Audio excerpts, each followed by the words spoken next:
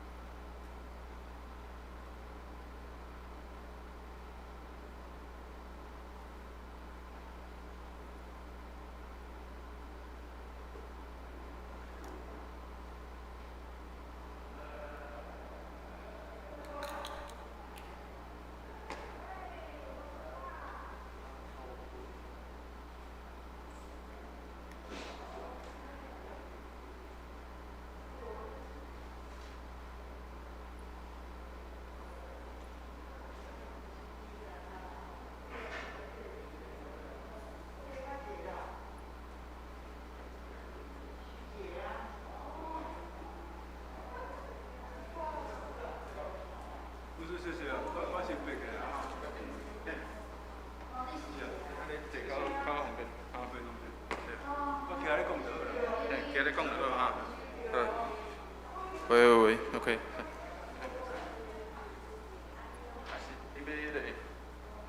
麦克风，那个我来注意，你这边有耳麦哦，挂口罩听不上。喂，OK， 好。我有麦克风的。等一下8号维持着哈。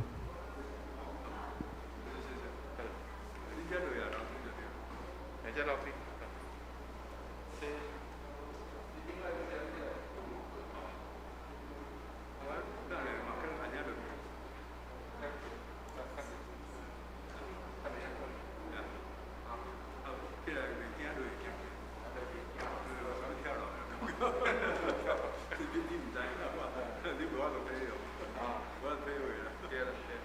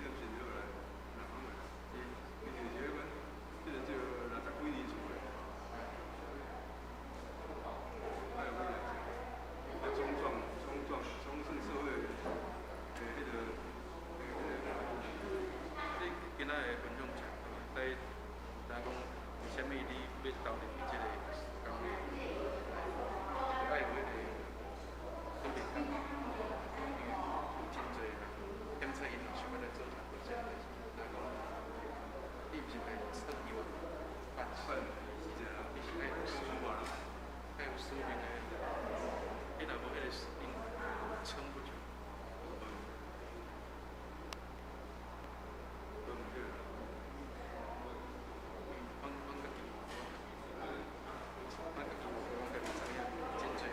少年有出，有人愿意买换，愿意下乡，当然。然后，但是警察是都是个正常，攻击，然后是那个个人正常意愿，这样对。不过第二个我是另外一个。差个当加10分钟啊。好，是。到高你的想迄个10分的左右，10分至20分，啊，上加到11点10分，上加。好，感谢你啊。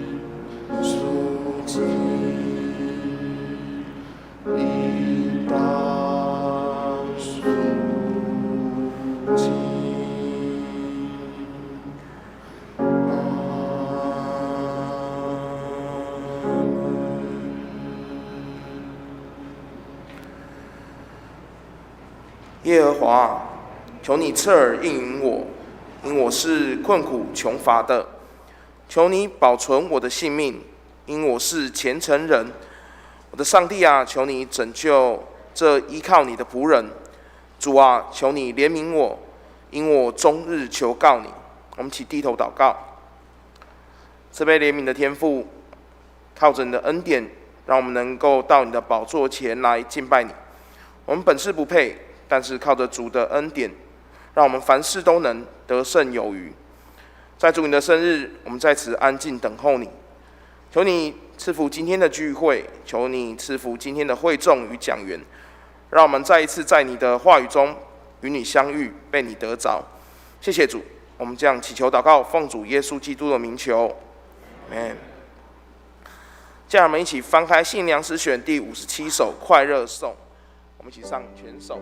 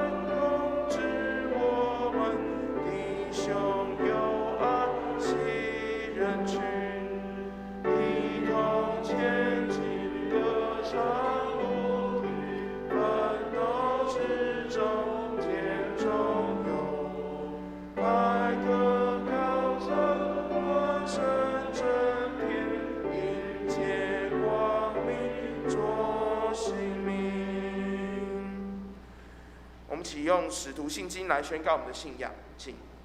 我信上帝，全能的父，创造天地的主，我信我主耶稣基督，上帝的独生子，因圣灵感孕，由童贞女玛利亚所生，在本丢彼拉多手下受难，被钉于十字架，受死，埋葬，降在阴间，第3天从死人中复活，升天，坐在全能父上帝的右边，将来必从那里降临，审判活人死人。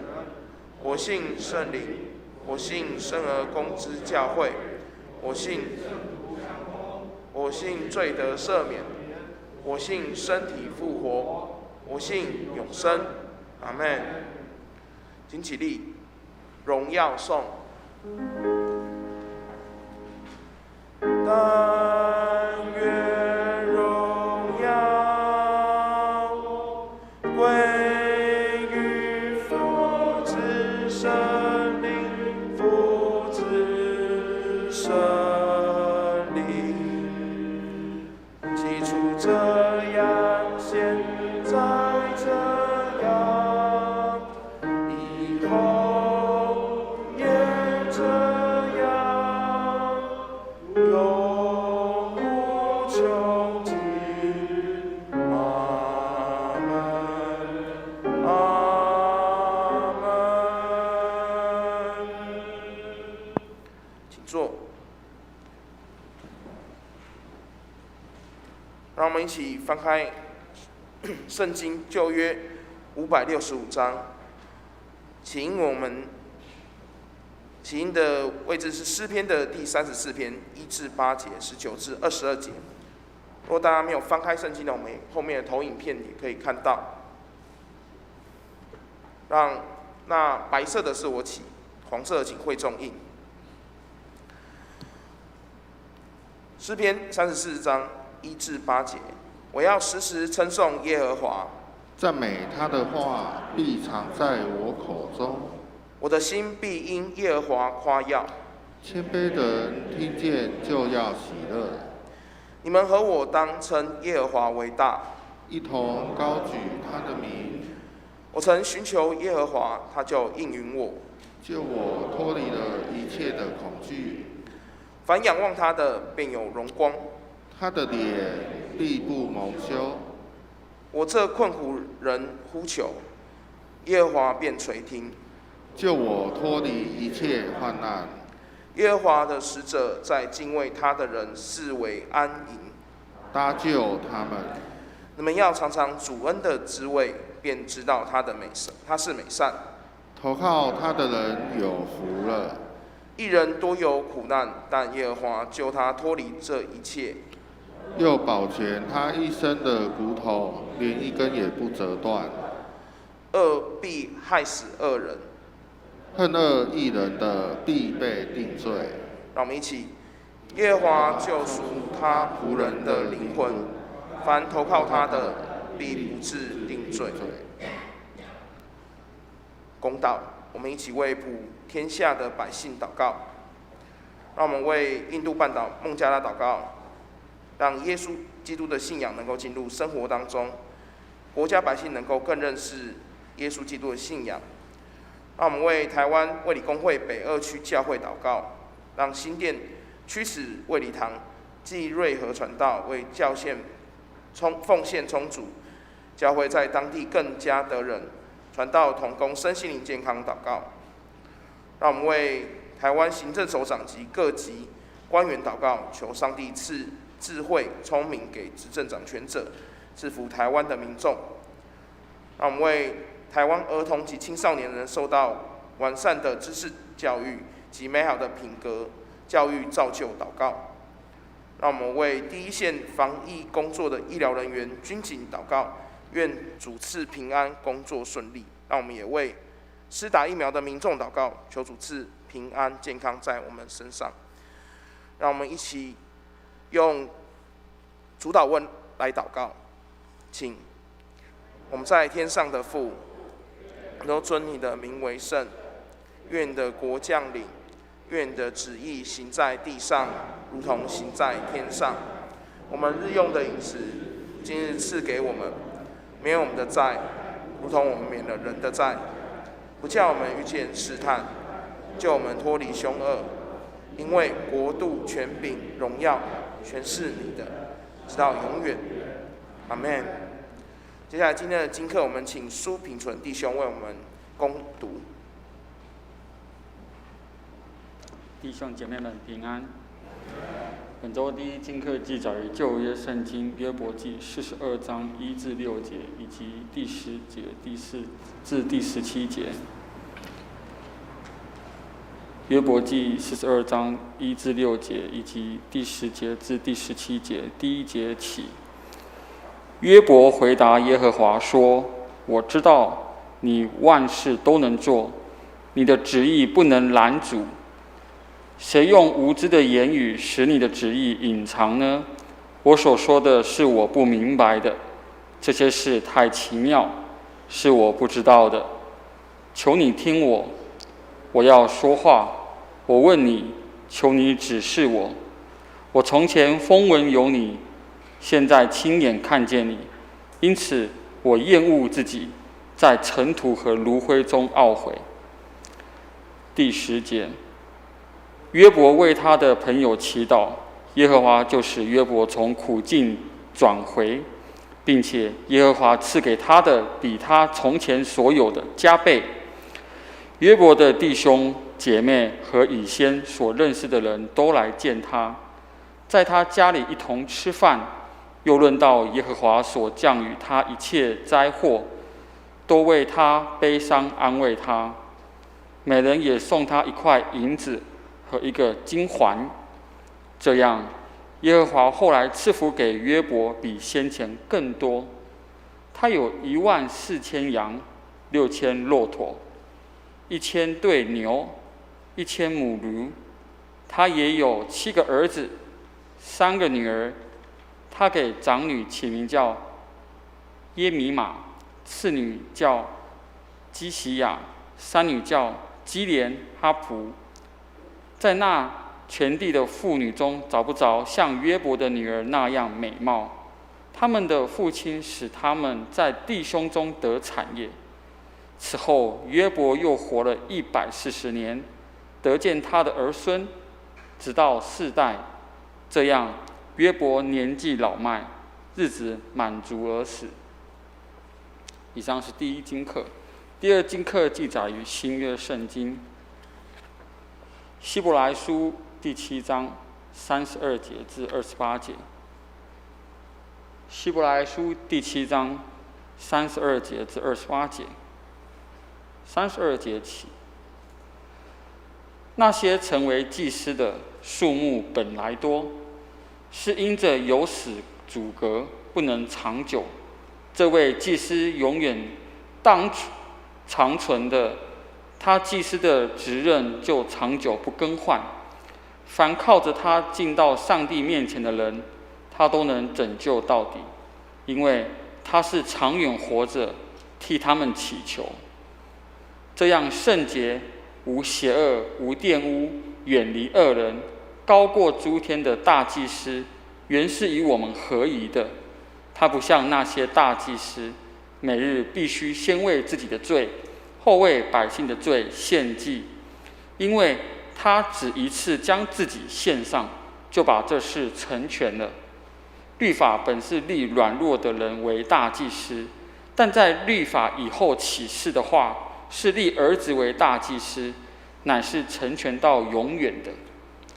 以上是神的话。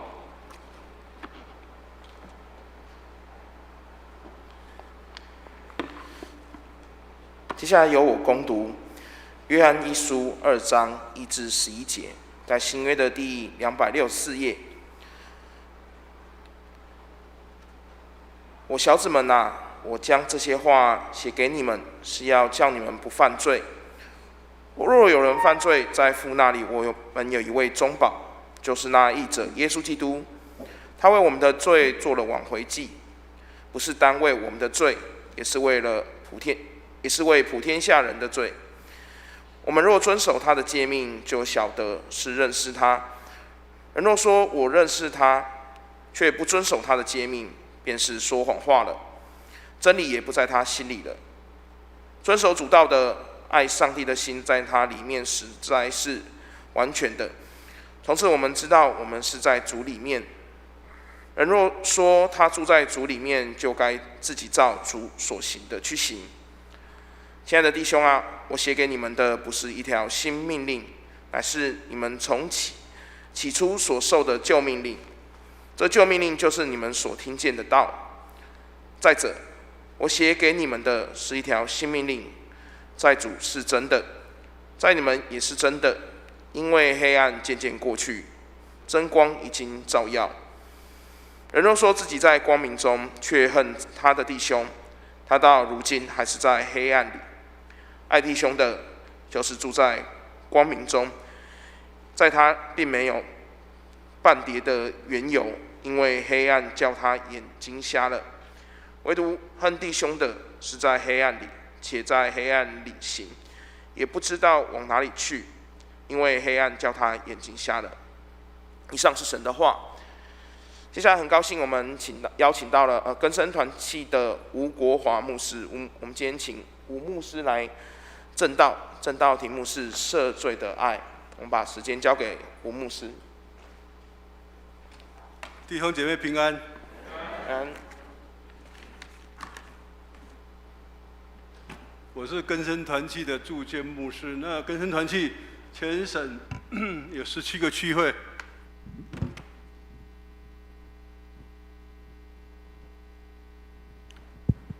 全省有17个区会哈，我是负责高雄的事工。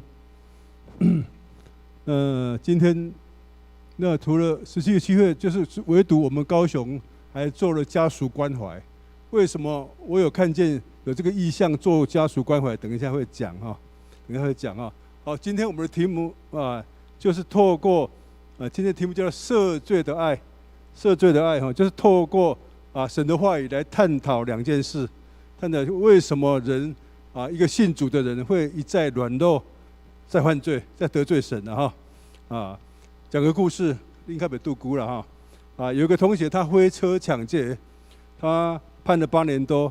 那在我班上洗礼，我带了他2年多，后来很认真，后来就移监到屏东去有跟我在书信联络哈。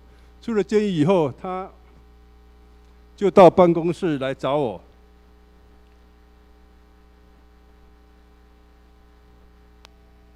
往回才对，往上面，有帮我拉回去吗？对，我自己控制就好哈。他来办公室找我，右上图就是来办公室找我哈。然后他说，他出去会好好工作，然后抢人家的钱，他要分批还人家。那表示他怎样有悔改嘛哈？像那个爬在树上的撒该一样哈，要4倍赔还人家哈。我替他很高兴。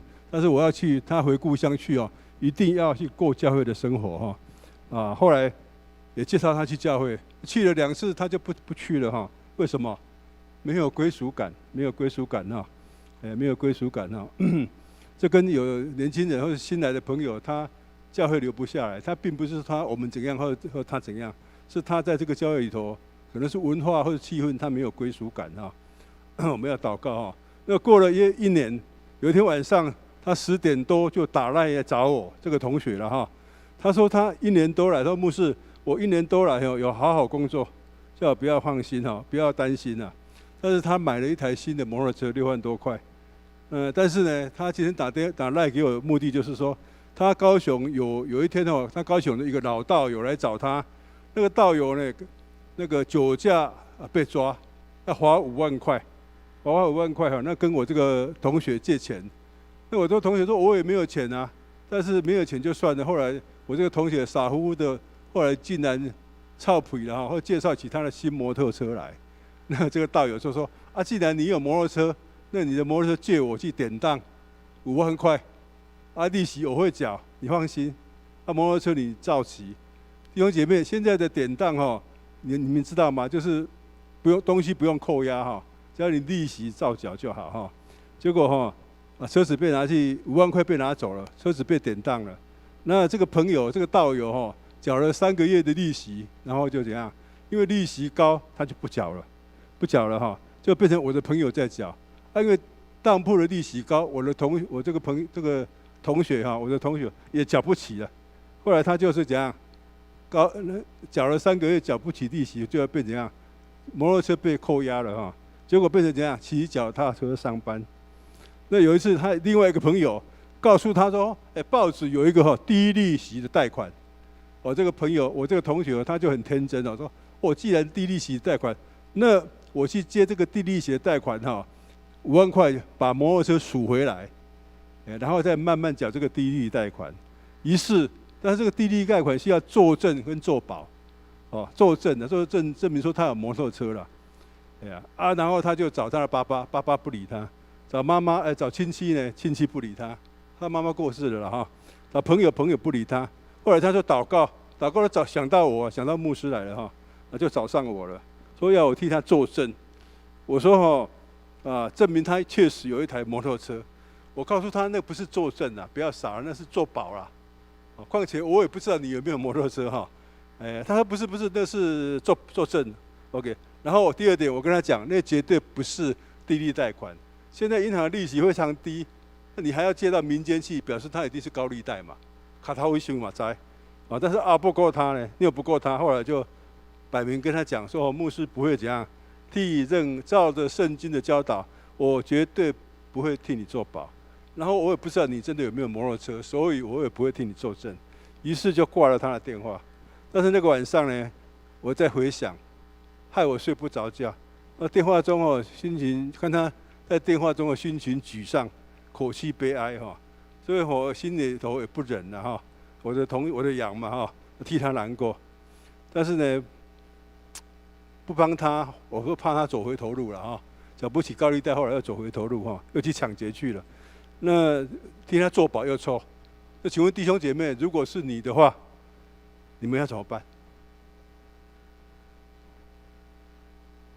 你们要怎么办？如果碰到这种情形，这个做住监牧师常常会碰到这种难题然后后来我就半夜就打电话给他，说某某同学，你明天中午12点到当铺去等我，我借你5万块，把你的车子赎回来，免得你继续再缴利息但是为了他好好工作，为了让他学教训，我说不是不用还，5万块不用利息，分5年还给我，有困难吗？1年1万块 ，OK 吗？他说没有困难他有工作那还有一个条件就是一定要去过教会的生活，那他都答应了，答应了。那第2天呢，然后他就像图上这样子他就把所有的证件啊、那个本票然后东西都拿回去了，然后高高兴兴骑车回去了左边这张图然后我也介绍一个帮我用一下好了，下一页。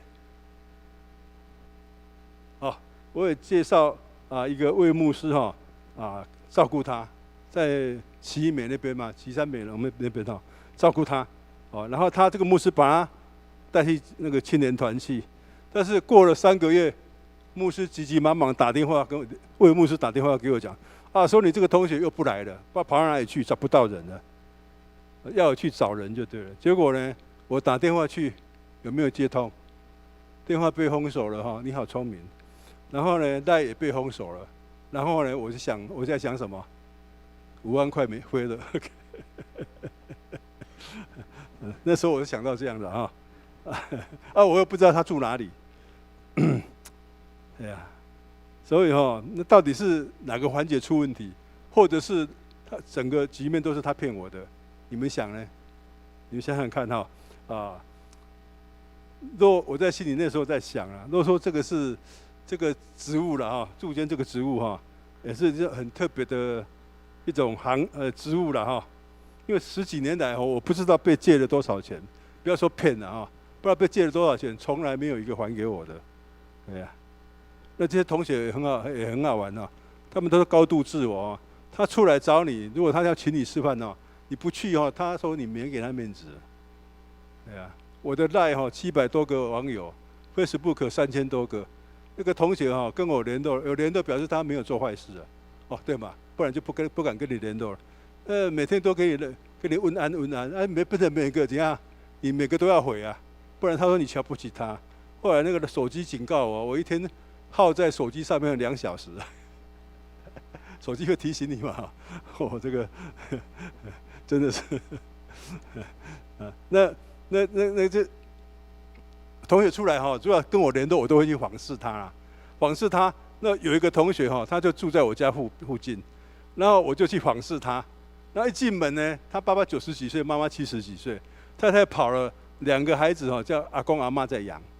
然后一进门，他爸爸看到我驼着背，然后看到我是牧师，就说：“牧师啊，救人一命胜造7级浮屠。”我一听就知道意思了。我说：“你现在要养家，男人嘛，你怎么来生活，对不对？”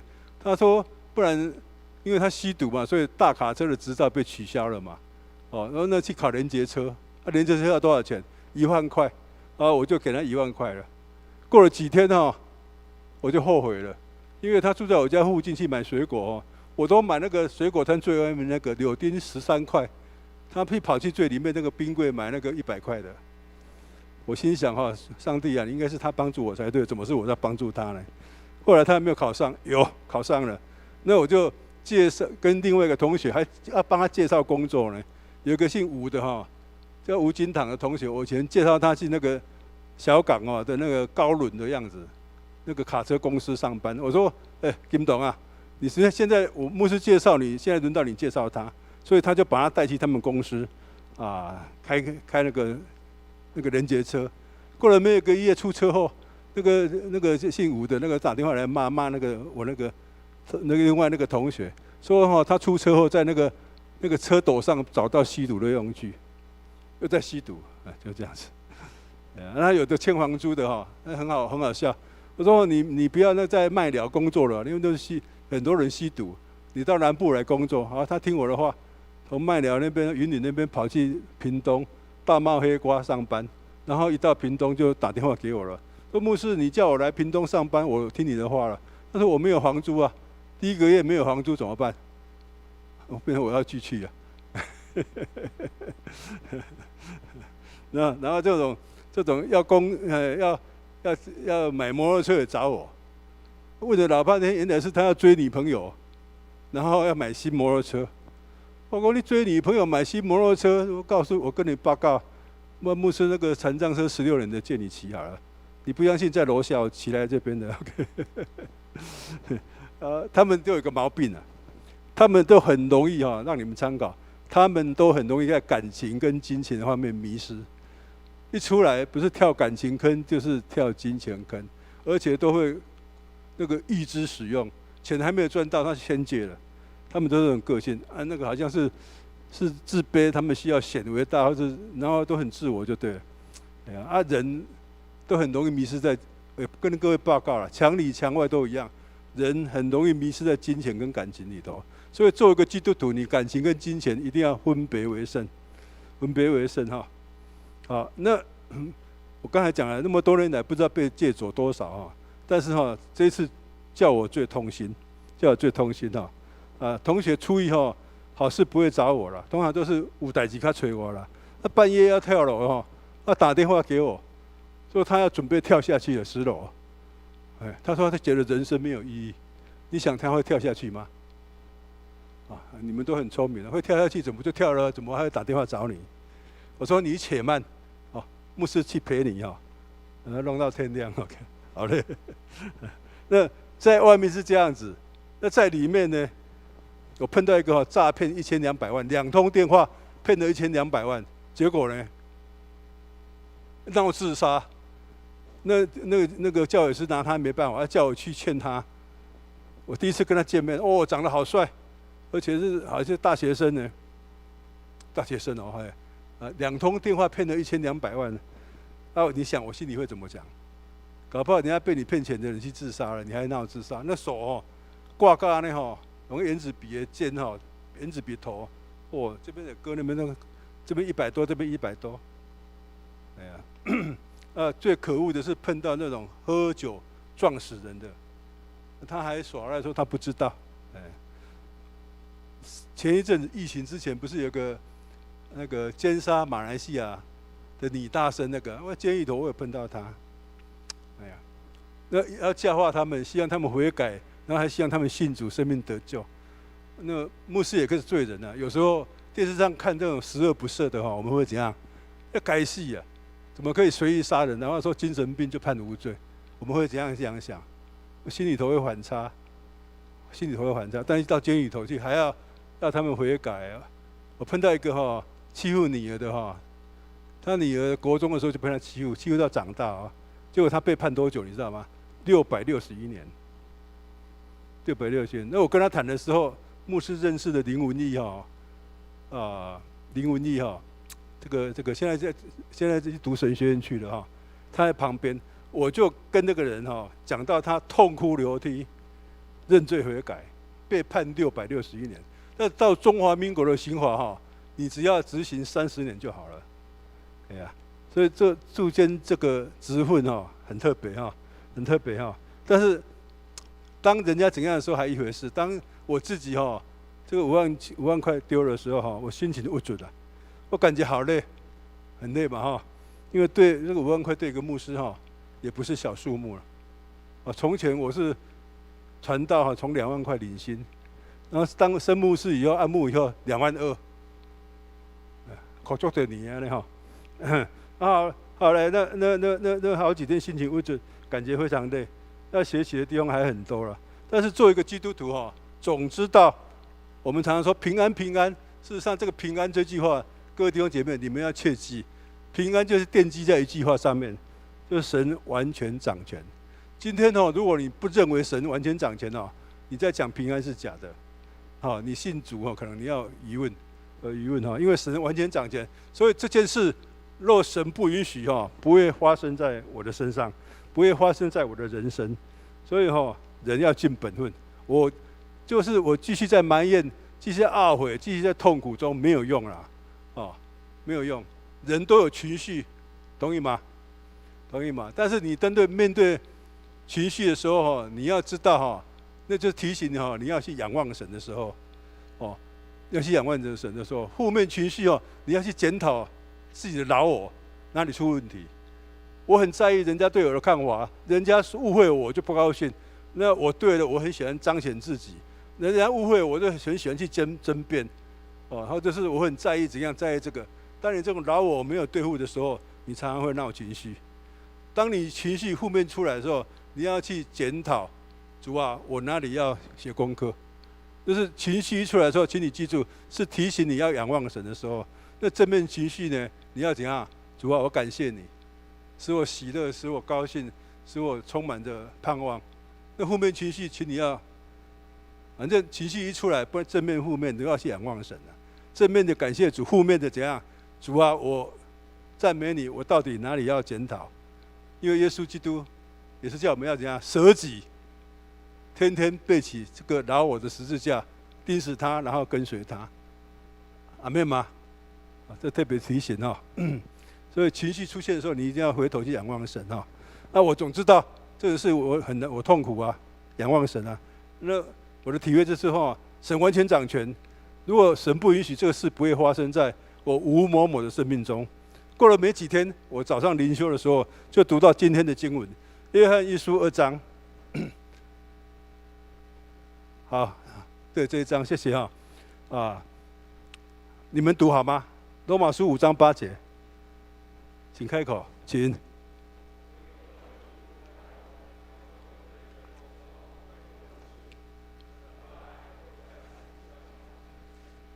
好，约翰一书，刚才是保罗先生讲的，然后这边是老约翰讲的，4章10节，不是我们爱上帝，乃是上帝爱我们，差他的儿子为我们的罪做了挽回祭，这就是爱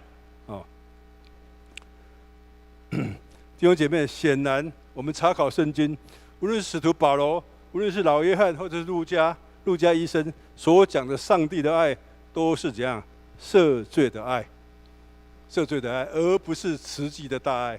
因为我在监狱里头，许多同学100-200个在工厂，你说爱是从上帝而来，他会站起来，他们都很专心听，不会度孤就专门要抓你的怎样，看你得有闹鬼然后他就讲站起来牧师，我们的实际大爱不是爱吗？你怎么说爱从上帝而来呢 ？OK， 你们要清楚，弟兄姐妹要清楚知道，人的爱是有限的，人的爱跟我们的人是一样，都在善恶之间摆荡，摆来摆去，摆来摆去，随着环境，随着主客观环境，你会摆动。但是神的爱是亘古不变的哈，是不会离开你的哈。好，我这个弟兄很聪明的，他知道我要读下一，他是自动翻译的哈。所以我们继续来看今天的经文，我们看第2节了哈。他为我们的罪做了挽回祭，挽回祭原文就是赎罪祭了。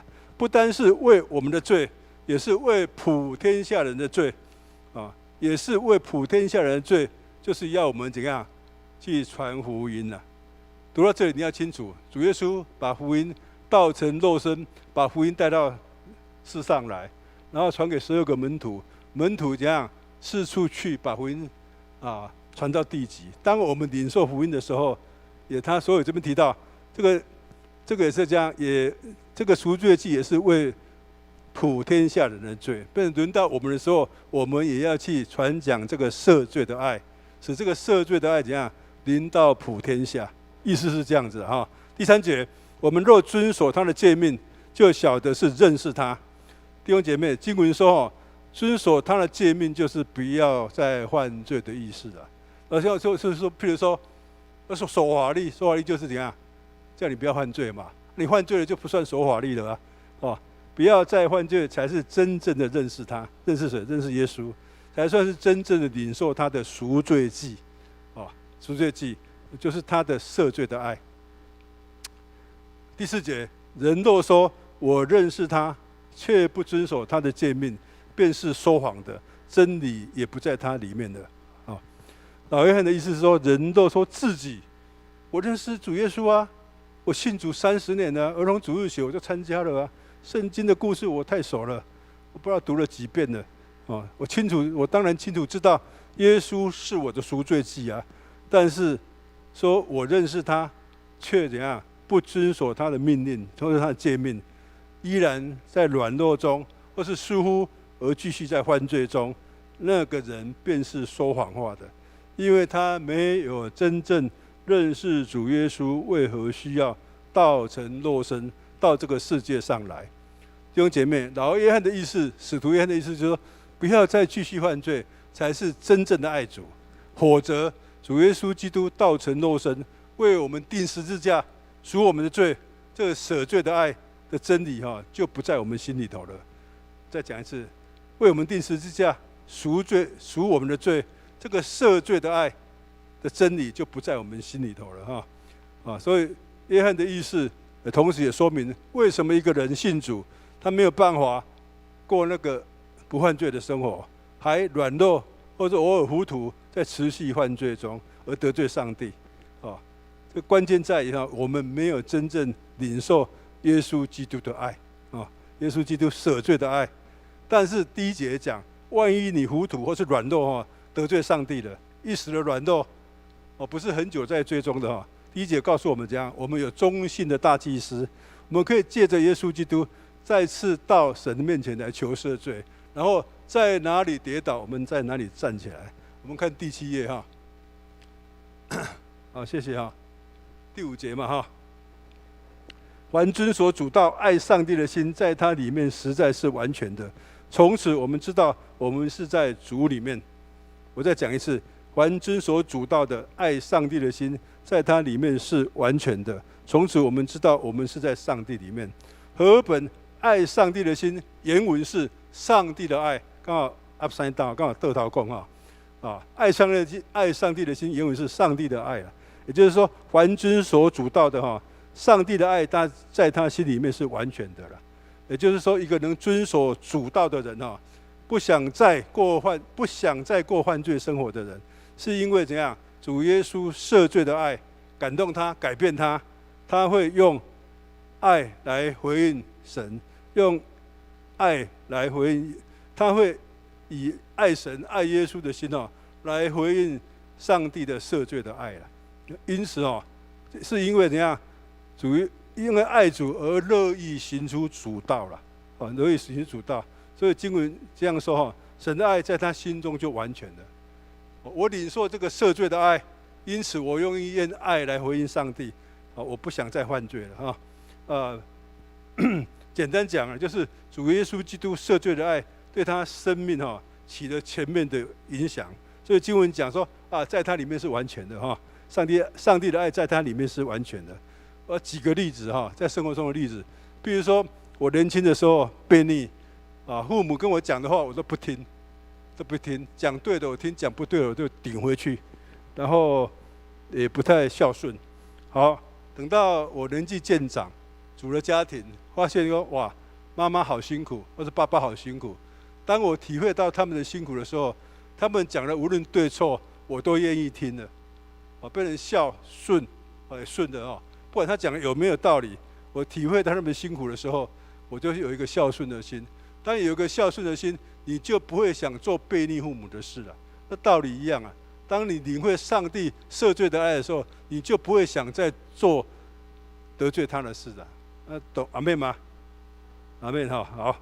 那譬如说，再举个例，比如说夫妻，先生能体会太太的辛苦，太太能体会先生在外面奔波的辛苦，能彼此体会的时候，那从年轻的这种恩恩爱爱，到了最后结婚常常吵架，到了最后能体谅彼此的辛苦的时候，就会从恩恩爱爱转为怎样？爱是很久的忍耐，又有恩慈啊。这是圣经上教导的就是能体会那种舍罪的爱的时候，一样就是这样子那因为本来我们夫妻都不是罪人嘛，各有缺点嘛。然后当你一直看他错的地方的时候，你要3天一小吵，5天一大吵。但是当你知道彼此不容易的时候，你就变成怎样？爱是很久的忍耐，又有恩慈阿妹吗？再听不懂，我举个我自己的例子了。我自己残障嫁给我的人不容易了。那我的太太又年轻，嫁给我，我常常体谅她真的不容易。为什么她愿意这样牺牲呢？所以我特别疼她。那我太太也知道当个牧师像我这样子的也不容易，所以她也特别疼我。那不是恩恩爱爱，不是怎样？爱是很久的忍耐，又有恩慈譬如说昨天我要出门去用手摇脚踏车，脚不能运动手，用手摇的脚踏车，你们没有听过结果一出门门一关，哇，我钥匙没有带出来，结果我太太回娘家，我只好打电话去讲，你赶回来一趟吧。他也就赶回来了我好感动然后赶回来又拿钥匙给我以后，他也没有生气他又急急忙忙赶回去上课，就这样子彼此体谅好，结论是怎样？弟兄姐妹，在监狱中没有人被关关的道德越来越变好，总是因为他心改变了，所以他这样行为变好了，然后道德就变好了这就是为什么我想做家属关怀，因为被家庭放弃的人，从来一个复归家庭放弃他要复归社会不可能了，他一定去找老朋友，老朋友一定找他做坏事那所以说变成在监里头，我也办恳亲会，然后呢，这些家属来的时候，当他能体谅父母的辛苦的时候，他心会改变，会心改变我关了5、6趟，爸爸妈妈都那么辛苦，我不应该再这样子。当体会父母的辛苦的时候，无论他从前的成长环境，父母给他的不足，或者教育不对，或者家庭的环境太差，或是父母离异都没关系。当他体谅父母的辛苦的时候，他会怎样？他会说：“好，我愿意孝顺，我不要个这派啊。”特别是在监里头领受福音的时候，当他能领受基督的赦罪的爱的时候，他的生命会彻底改观。心改变了，人就改变。我们基督教这个赦罪的爱，就是一个何等大的恩典！因为神要我们心改变，而不是靠民间宗教信仰的修。你是歹囝你得爱修到变好囝，我较相信你是好囝不然一定贴你标签。但是基督教的爱，神的爱是怎样？你要领受耶稣基督的爱，相信你生命自然就会改变。心改变的生命就会改变，而不是靠民间宗教的修。到此我恍然大悟，为什么使徒保罗他的资历、他的背景、他的学问最高，但是他老是讲，他不用什么高言大志来传讲耶稣、上帝的奥秘，他只讲耶稣并他钉十字架。为什么？因为传讲耶稣并他钉十字架，这个舍罪的爱，才能使人真正的脱离罪的捆绑。阿们吗？听得懂啊？领受，如果说你领受妈妈的辛苦，你就会孝顺了。领受神的赦罪的爱，你就会怎样？不想再受罪的捆绑了，不会想再去做坏事了。所以只有耶稣基督赦罪的爱，才能脱离罪的捆绑。这包含监狱的同学都一样，而不是叫你守这个诫命，守那个诫命，然后一时软弱或糊涂了，然后又犯罪了。人会不会这样？会。一时软弱或者糊涂，又跑去犯罪了。当我在讲人若领受赦罪的爱，就是在恩典中，而不是在律法中懂我意思吗？像大陆说规定一个，中国大陆规定一个，你1个月不打电话给妈妈，不给家里头，还要花20块人民币，这样才叫孝顺啊。当你孝顺的时候，天起了凉风，你就会打电话回去了，不是吗？疫情比较严重，说北市府怎样了，那个莫德纳打了会怎样了，你就会打回去，会打电话关心嘛，对不对？不用定那个律法。所以人只要领受耶稣基督赦罪的爱，你是在恩典中，而不是在律法中。我倒着讲，如果你还在律法中，你会用对错来衡量一切事情，特别是在教会中，同样都信主了，你常常，我不是叫你是非不清而是要用爱怎样来造就彼此你说牧师他得罪我受不了。你说用爱来造就彼此，等一下，我还没有到那个境界，没关系，至少你替对方祷告，阿们吗？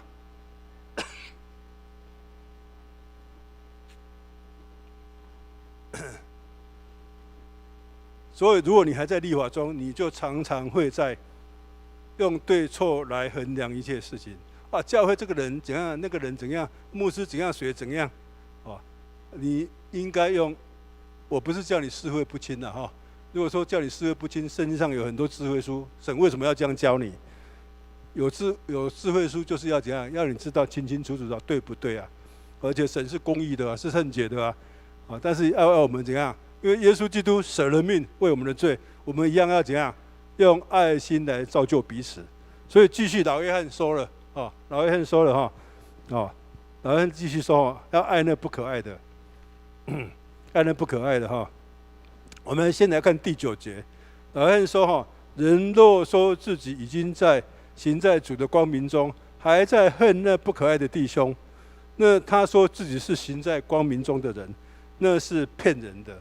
因为他怨恨那不可爱的弟兄，生命必然会被绊倒，好像人行在黑暗中。黑暗中我眼睛看不见，我不是撞到桌子就是撞到椅子跌倒了，就好像怎样瞎子一样。所以爱弟兄的人他就好像行在光明中一样，因为他不会被那个怎样不可爱的或是不值得爱的人绊倒。老约翰告诉我们一条新的命令，就是怎样要爱弟兄姐妹，特别是指那个不值得你爱的人新的命令，圣经上所有心、灵、心歌新的命令都是有关救恩的了。只要新的出来，你千万要注意有关你的救恩的所以第8节经文讲，因着黑暗渐渐的过去，真光已经照耀。意思是说，这条真理的命令呢，这条救恩的命令呢，要我们爱那些不可爱的弟兄会使我的生命怎样，在渐渐的离开怎样，在真光照耀中而不是在黑暗中。我们看下一页读到这里，我们就会明白因为我领受耶稣赦罪的爱，所以我要爱那个不可爱的弟兄，我就不会因那个不可爱的弟兄姐妹来绊倒我于是我就打从我心里去原谅这位借着我5万块不见人的这个同学真的我是这样领受的。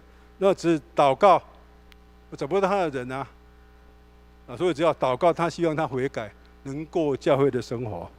各位弟兄姐妹，撒旦会在你的心中、家庭、教会或人际关系里头作怪，控告你，叫你不原谅人，特别是夫妻的关系里头，常常啊，他怎样他讲都是错，这样他说你说你说他错，教会里头也一样，就变成不爱那些不可爱的，好让你被绊倒，哦，好像生命经文讲了，好像你的生命就是在黑暗中了一样哈，不是真光照耀，而是黑暗中，甚至于被绊倒了，你离开团契，离开教会，都还小事，离开上帝，那就是你的损失哈，真的是被绊倒了。而且有的基督徒变得怎样？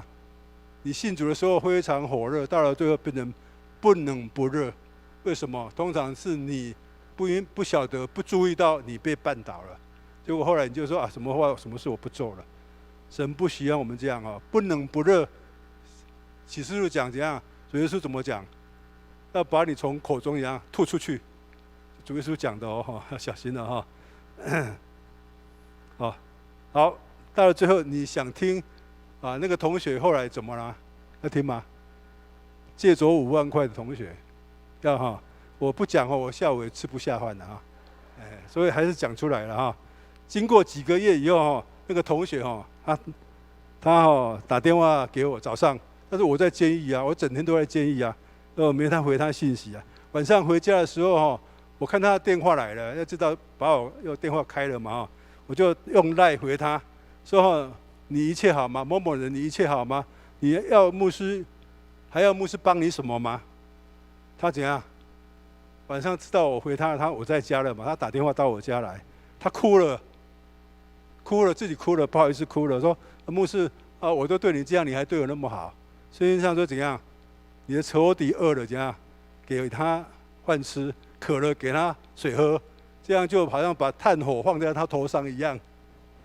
而且同学人家他个摸了修哈，把炭火放在他头上啊，他说对不起啦，我跑掉以后哈，后来我去换了新的工作，在那个工作里头哈，我遇到一个教会的执事，他知道我也信主的哈，会把我带回教会去，叫我认罪，然后呢，我的钱会继续还你 ，OK？ 他现在有过教会生活哈，感谢主哈，我只能讲说哈，神的爱哈没有离开他，哈，然后他到现在已经还我多少，你们知道吗？猜中的哈。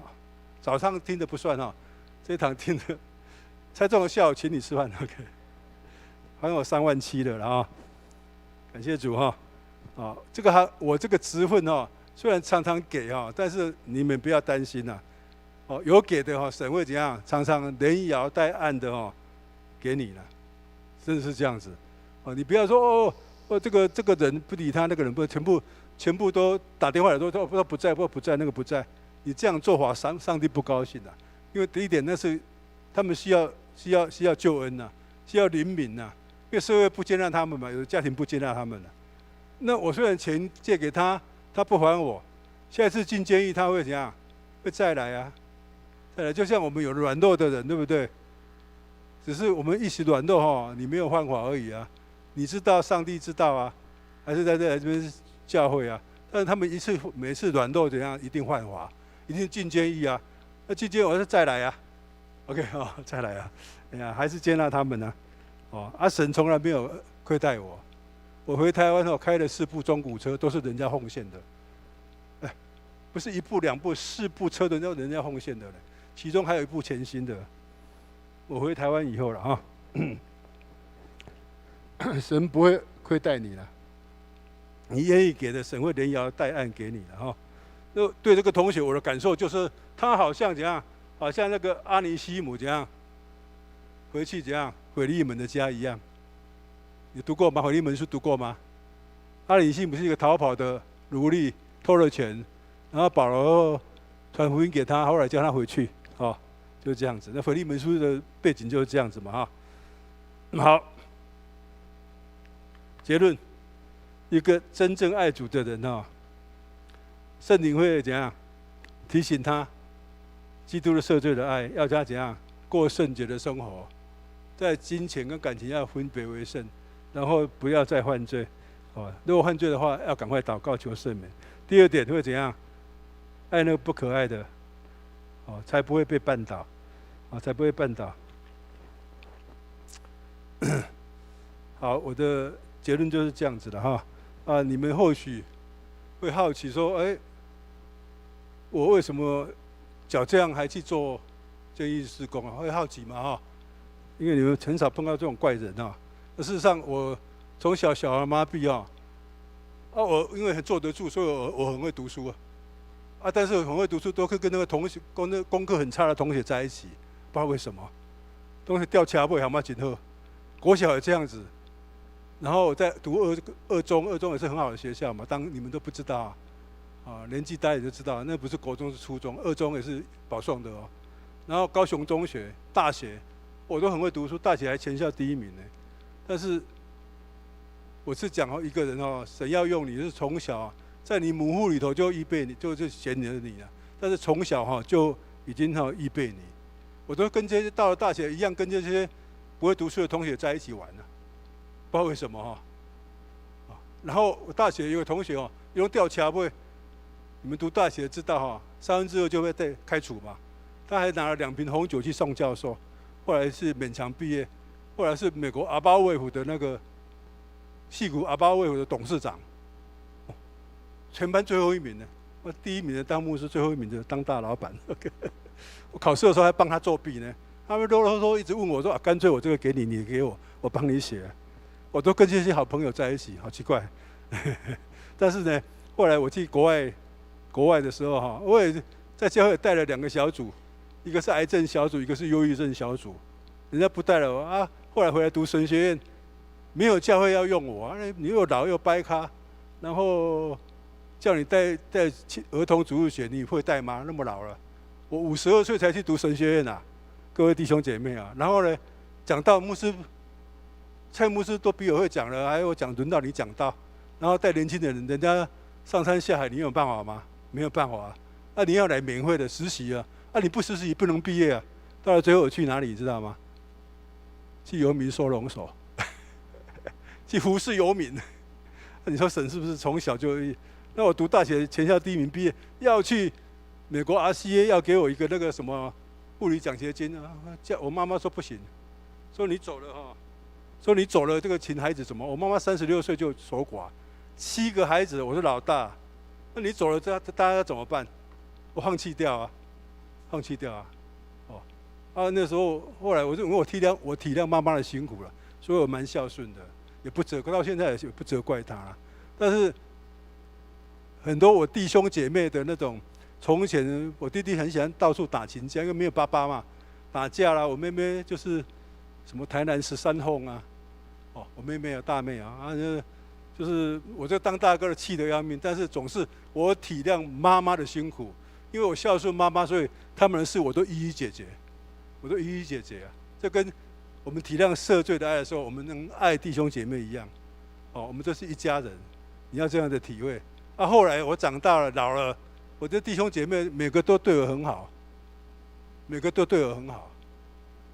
这其中2部车是他们送我的，对我这个老大哥很敬重就这样。你要神不会亏待你你要因为体会上帝的爱，然后去爱你的弟兄姐妹，即使他们不可爱，你仍然要爱，这样上帝绝对不会亏待你。我可以用生命跟你做见证。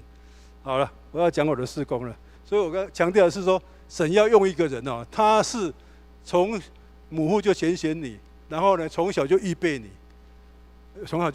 而不是让你要蹭着一碗饭。因为当的驻监会碰到很多的难题，因为都是流氓嘛，出来也是流氓找你不然谁会找你，对不对？歹事找你，好事也不会找你不是吗？那里面反正这问题多了。好，这是在一间教会实前信义会碰到的一群同学，我教过的，好高兴他们都信主了固定聚会。左边那张图除了一个牧师以外，全部是我教的同学。右边这张打2个领带，那个是已经去读神学院，都实习传道了。这一个牧者碰到这种事情最高兴了。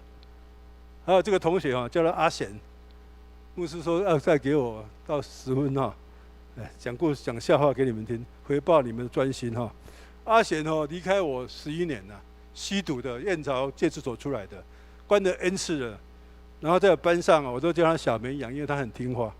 然后呢，他出来以后跑去我家找我，我出来是当同学小吹了，不是我要罗马，我都跑掉了，不会。打电话一样，我的电话是24小时开的，你要尾声啊，当个传道人要尾声，有困他要跳楼，我说好，我去处理。你就要多妈得等我一下，你不要跳下去呢，还是去处理啊。哎呀，然后他说他也找我，我说你出来干嘛？他说我小学毕业，但是我波波摸摸都学不会，怎么办？身无一技之长啊，虽然人孔武有力啊。哎呀，我说你要成家吗？他说他妈妈他被关了 N 次了，很多次了，关到花莲去，妈妈跟到花莲去探监，他去澎湖。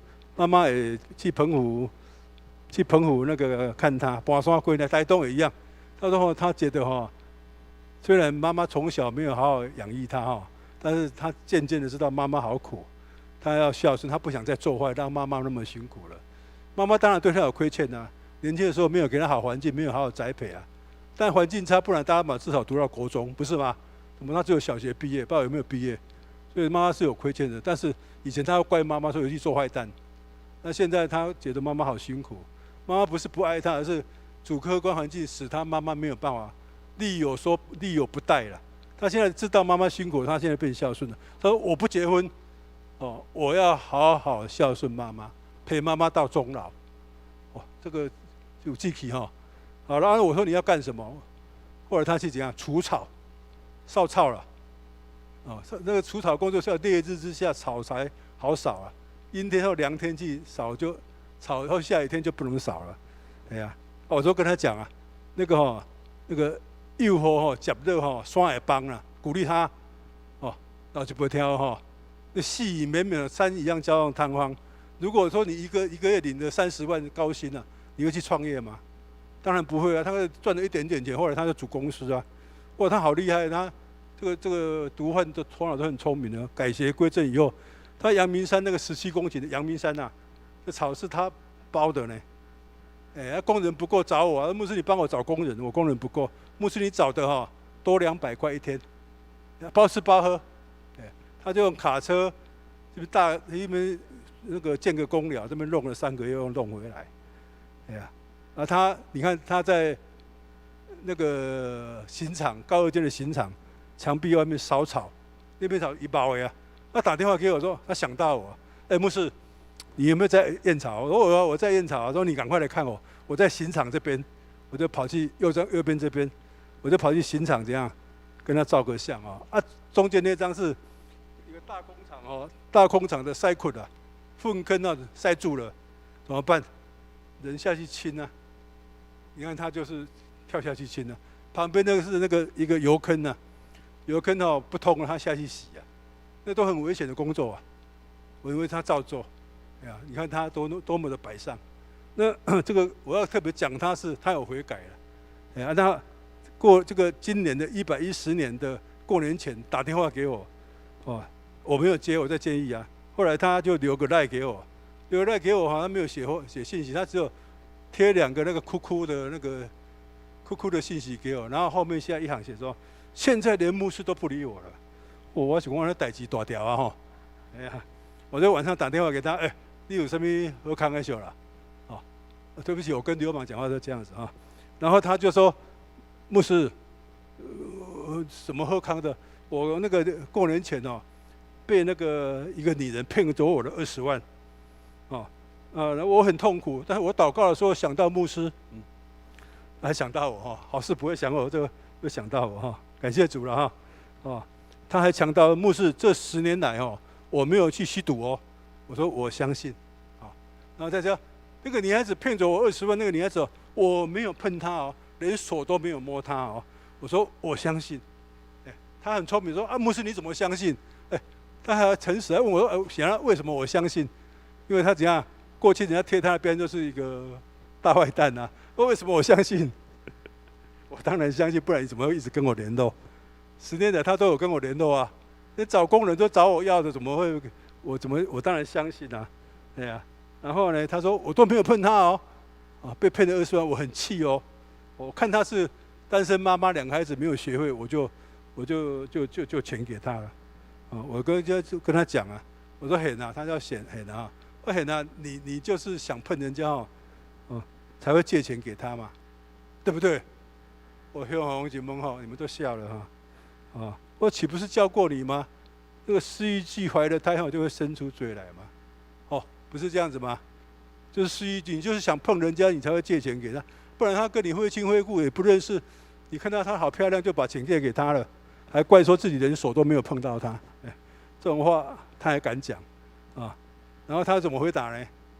他说：“我赚这艰苦钱呢，我赚这个辛苦钱呢。”哎呀，我说我知道你赚辛苦钱呐，哎呀，但是你现在做得很大啊。我说你过去哦，要开赌场，掳人勒手，贩毒种种，密啊吧，你不知道要从社会捞了多少钱？你现在还给社会20万，算一个公道，可以吗？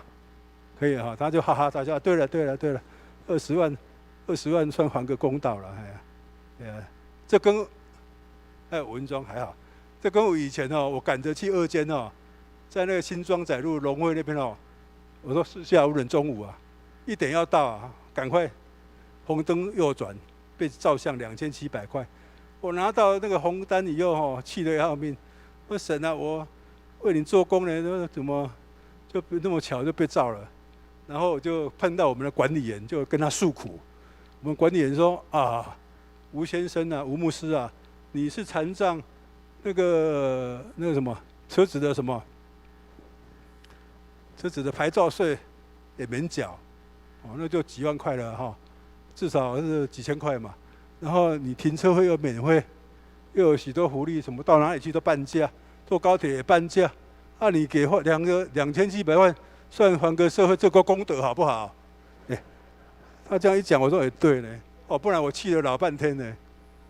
哦，你看人家比我豁达，管理员啊，哎呀，要是做个功德好不好？哎，我说有你吼2700块，啊你一年嘛几年，就你有汽车来，拢嘛无共纳税，哦对嘛？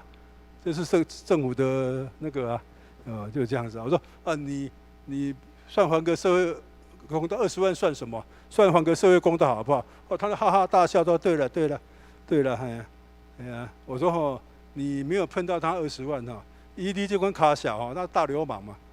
哦，如果碰到他哈，他还骗得了你哈？你如果碰到他，大概200万，有没有道理？他比你厉害啊，那个比你高招啊。你现在悔改了，有爱心，对不对？那他一定比你厉害啊。还好你没有碰他，一碰他大概摸到手大概30万，如果是万一自己怎样的话200万，然后他就哈哈大笑说：“对，牧师讲的对。”然后呢，他想一想哈，心里又难过。牧师20万做歹谈的呢，要是又呛流氓话，要是从前的他哈，也膝盖做歹看，讲气话就对了啦。但是他不会讲气话。我说阿贤，从前上帝怎么忍耐你，包容你多年，饶恕你多年，救赎你，你也受洗成为基督徒了。你到底有没有领受赦罪的爱？嘎嚓啊！他怎么讲？他就说牧师，对了，要饶恕人呢。好，感谢主啊，感谢主，他还是很努力在烧。有时候在高速公路第几个地方，牧师，我今年跑的第几公里到第几公里，有空的话看到我要打招呼。我说我都在监狱，怎么会跑去高速公路？好，他那个1月份的时候，为他妈妈做80岁的大寿。Facebook 哈，贴照片，20寸的一个大蛋糕，哦，一家族好快乐，哎呀。然后我打电话给他，说：“阿贤，你帮你妈妈做生日哦，为什么没有帮牧师做生日？”啊，牧师你开嘴啊，好了，哎呀，你到底是什么时候生日？我说我的生日近了，2月29。然后我知，我忙我知道，但我记下来。好了，过了2月18号，变跳3月1号。他一早就打电话了呢，说牧师，我买了14寸的2层要去当你做生日的，你的生日怎么跑掉了？我说你自己讲啦，我说我欺负你不爱读书，我欺负你不读书啊，不好好读书啊，因为是好朋友了哈。感谢主。这是我的团队哈，我的团队哈，86个志工，但是其中包括林文义哈，其中有12个都去读神学院的，为什么？因为在监狱里头你可以，耶稣说我在监狱里头，你们来看我。监狱服侍，你会在监狱里头遇到耶稣，看到那些人的悲哀你就知道他们除他以外别无拯救，因为非得心改变人才会改变，而不是靠关改变所以你在监狱里会碰到耶稣。所以我的80几个人有12个去读神学院的，感谢主因为他们真正体会到耶稣说了，我在监狱里，你们来看我为我们祷告，支持这个事工，让这个主耶稣赦罪的爱在监狱里头同学能领受，以至于他能像我们这样何其大的恩典，像我们这样能坐在这边，阿们吗？而且世世代代都蒙这个福气撒母耳记上大卫王讲，在前面征战的跟在后面预备的都一样，神在母腹里头就拣选我，在前面征战，为了这个更深事工，打死我也不会走然后除了退休了，他们法定要70岁要退休了，我大概2年就要退休了老了然后在前面征战的，在你们后面那预备的包括什么？你们的祷告你们的支持，你们的奉献，都同得功劳，主耶稣讲了一句话：我在监里，你们来看我。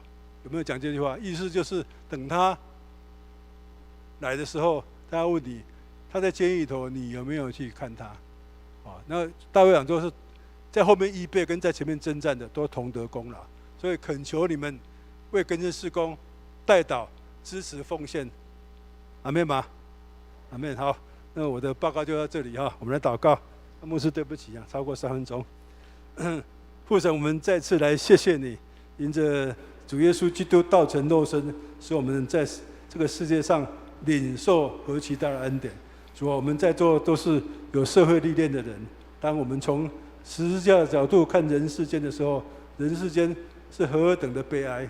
如果没有耶稣，我们真的是投诉无门。主啊，这样何其大的救恩，我们也愿意领受这个赦罪的爱的时候，我们也愿意在传扬，在教会里头，在生活中，在我们所接触的人中，我们也愿意来传扬。一样的，在监狱里头，我们一样来传扬这主耶稣赦罪的爱，使这些我们被传扬的这些人，他们能领受基督的救恩。主为这样来感谢主，这样一样的，像这样的负担加在荣光堂的每个弟兄姐妹身上。主，谢谢你，祷告祈求，奉我主耶稣基督得胜的名，阿们。感谢主谢谢吴牧师非常精彩的正道也还好，很多都是快乐的结局。希望续集的时候，我们可以听到那个牧师已经拿回最后的13000块了。希望那个主的爱在我们每位弟兄姐妹的心中。让我们一起来金句背诵。约翰一书2章6节，我们一起背诵2次，请。人若说他住在主里面，就该自己照主所行的去行。约翰一书2章6节，再一次。人若说他住在主里面，就该照自己的所行的去行。好，接下来回应诗歌，在信良诗选第396首，主爱滋润我心。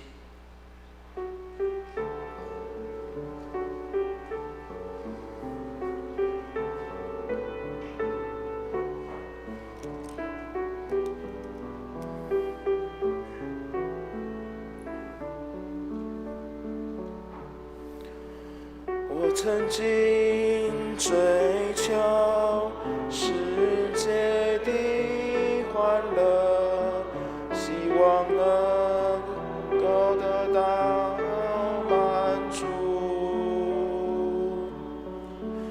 那一天，当我遇见耶稣，我发现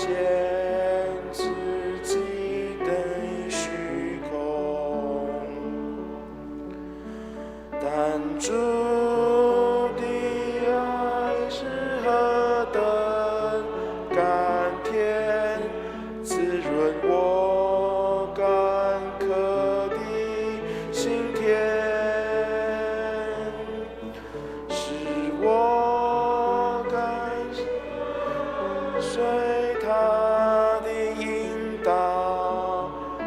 在十架的路上奔跑。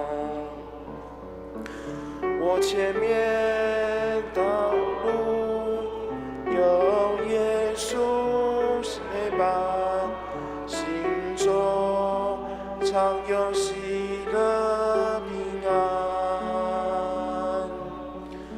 生活中即使遇见困难，主耶稣赐给我力量。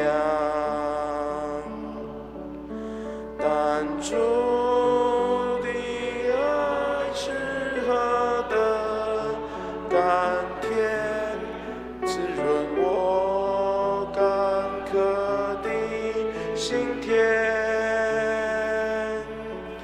使我甘心地顺着他的引导，在十架的路上奔跑。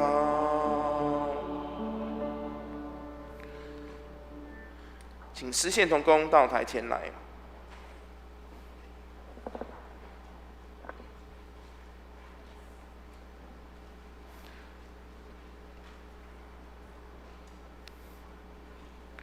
让我们一起做奉献的祷告。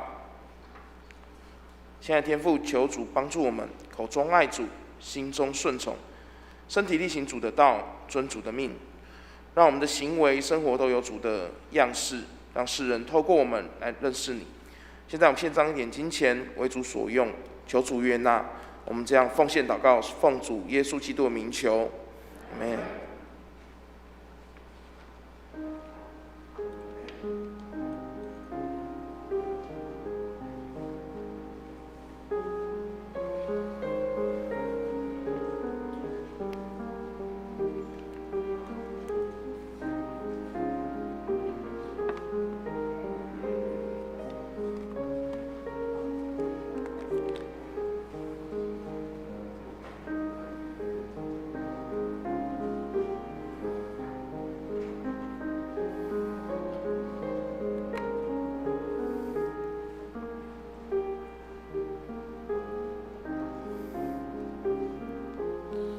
请起立，我们唱向主献成歌。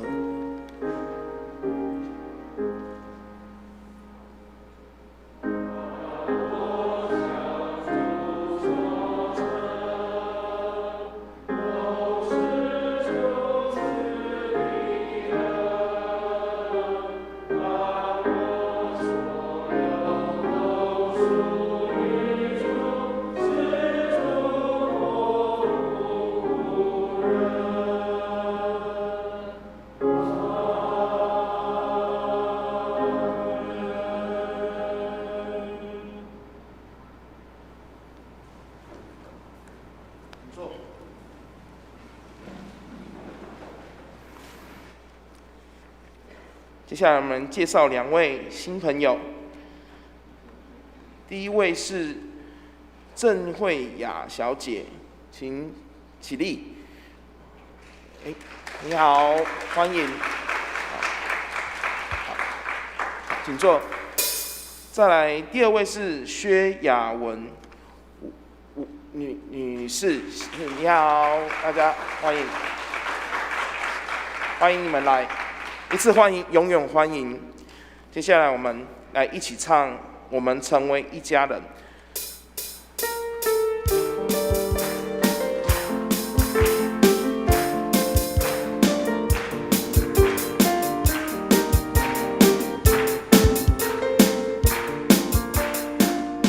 我们成为一家人，因着耶稣，因着耶稣，成为神儿女。我们成为一家人，因着耶稣，因着耶稣，成为神国的子民。因着耶稣的洁净，因着耶稣入光明，因着耶稣同享复活的生命，同享生命的喜悦。同在主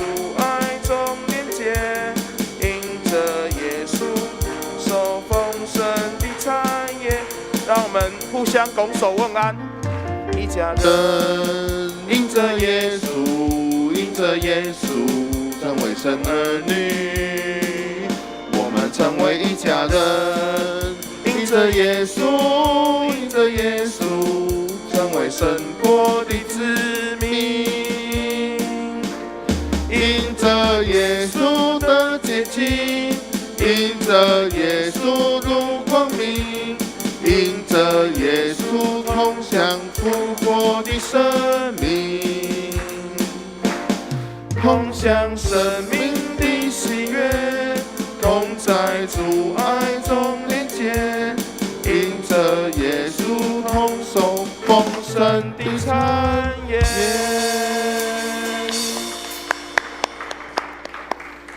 谢谢大家，请坐。接下来我们教会消息。今天是圣灵降临节第22主日，欢迎我们参加实体及线上的新朋友，愿上帝赐福给你。我们也非常感谢今天吴牧师的监狱分享的事工，请为更生人事工关心代祷。下周二10月31号主日将邀请陈启富牧师再回来，我们回到我们荣光堂正道，请大家预备心参加崇拜。第4点，教会近期将整理6楼空间作为整个教会的使用，请为6楼的预备安排奉献祷告。第5点，2022年的新执事的同工名单已经公布了，我们有萧天一萧哥、洪林还有荣泽3位将于记忆会记忆会前3周会公布。那会有我们这边如果大家没有异议的话，我们将会与记忆会开会接纳及通过授予职务。接下来第6点，教会防疫放宽标准实施，那进场人数不再受室内80人的限制，并且采间隔座位的方式。那请各位弟兄姐妹仍然依照教会的防疫标准来进行洗手、戴口罩、量体温的规定。第7点，洗礼早九班将于11月7号开课，若有意愿洗礼或转入会籍的弟兄姐妹，向蔡牧师报名。第八点，成人主日学已经恢复上课了，欢迎弟兄姐妹继续关注讯息并去参加上课。第9点，秋季制服艺人学院的课程已经于10月4号开学，我们仍然是会有按照这个防疫措施去进行的，请大家放心，也为此代祷。第10点，教会于2021的爱读书计划已经进行，那请为每日研修读经的这个弟兄姐妹心灵增长代祷。再来是红本门徒已经恢复上课了，请学员预备上课的内容，那这样子可以在上课的时候讨论分享。第12点就是卫理公会神学院下半年有这个新约导论的课程已经开始上课了，请关心神学教育并为本堂延伸神学教育祷告。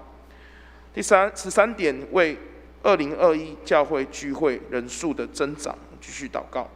那这边还有一个消息，就是说，教会的奉献，若有弟兄姐妹你是从台新银行转入我们教会的邮局的，请务必要记名，因为有多位你们有奉献类别，但是却不知道姓名，我们无法开立你的收据。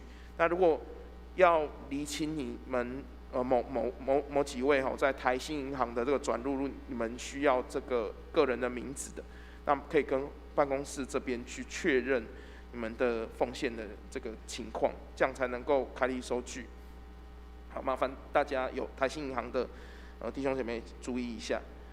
那这些肢体消息的话，就是我们继续为施打疫苗的这个状况，我们继续代祷，也为我们身体不适的弟兄姐妹持续的代祷。那请大家继续关心教会的消息。接下来我们3一颂，我们请会众起立。对不起，我报告一下哈。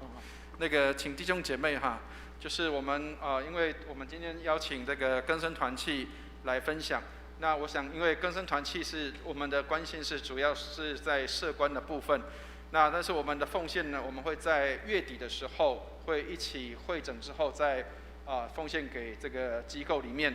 所以如果弟兄姐妹你比如说你对这个机构他们有关心希望愿意继续为他们奉献的，我们在就是31号最后一天，我们还是可以收这个奉献所以请弟兄姐妹可以把握这样的一个机会，如果你愿意为机构来做这些的关心的话，那这也是我们对社会关怀的一个机会所以请弟兄姐妹能够来关心祷告。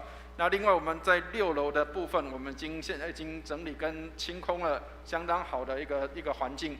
但是我们期待弟兄姐妹也继续为我们的6楼的使用，还有我们的设备来祷告。那请弟兄姐妹来关心。那我们还有一些的设备需要去添购跟安装，比如说像冷气或者是一些桌椅的部分。那所以请弟兄姐妹，如果你愿意愿意为我们6楼来做这样的一个奉献或者是关心的话，我们都欢迎。那请弟兄姐妹来继续来关注我们的教会的使用，我们期待空间上的使用能够更多，让弟兄姐妹能够更多的来运用，并且让我们能够有更好的安排。以上，谢谢。谢谢牧师补充。那我们请会众起立，我们唱3-1颂。普天之下，万国万民，齐声赞美父子圣灵，三位一体，同荣共尊。万有之源，万福之本。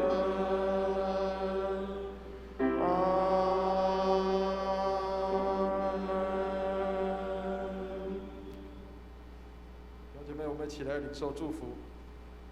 慈悲怜悯的天父，愿你将恩典倾倒下来，祝福我们的弟兄姐妹，让我们也关心这些在监狱当中的人的需要，让我们能够在爱里面彼此成长，也能够在爱中彼此的交通，并且能够在爱里面彼此的接纳跟关怀，领受这赦罪的恩典。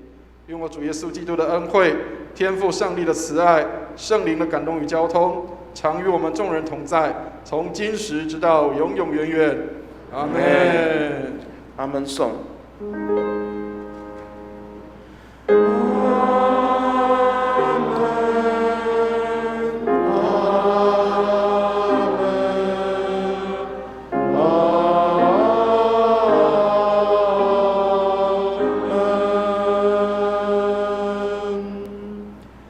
请坐，殿乐。